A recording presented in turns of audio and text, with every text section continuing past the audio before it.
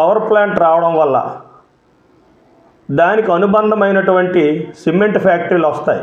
దానికి అనుబంధమైనటువంటి ఆటోమొబైల్ రంగాలకు సంబంధించినటువంటి అనేక కంపెనీలు ఇక్కడికి వస్తాయి. తద్వారా శ్రీకాకుళం జిల్లా అభివృద్ధి చెందుతుంది.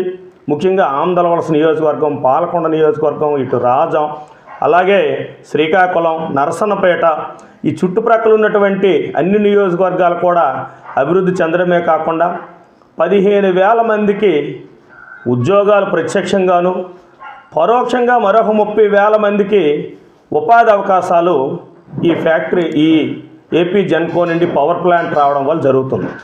ఇవాళ నిరుద్యోగ సమస్య ఉంది. ఇవాళ ఇక్కడ ఉద్యోగాల పేరుతో, ఉపాధి పేరుతో, అభివృద్ధి పేరుతో ఇవాళ ఇక్కడ ఈ యొక్క థర్మల్ పవర్ స్టేషన్ ని, ఆ ప్లాంట్ ని ఇక్కడ తీసుకొని వస్తాం, మీకు ఉపాధి ఉద్యోగాలు కల్పిస్తామని చెప్తా ఉన్నారు. ఇక్కడ వ్యవసాయ ఆధారిత పరిశ్రమలు ఏర్పాటు చేసి ఆ దాని ద్వారా ఉద్యోగ ఉపాధి అవకాశాలు కల్పించాలని కూడా ఇక్కడ మీరు ఇప్పుడు మాట్లాడడం జరిగింది. కాబట్టి మీ మాటల్ని, ప్రతి మాటని కూడా ప్రభుత్వానికి విన్నవించే ప్రయత్నం చేస్తాం.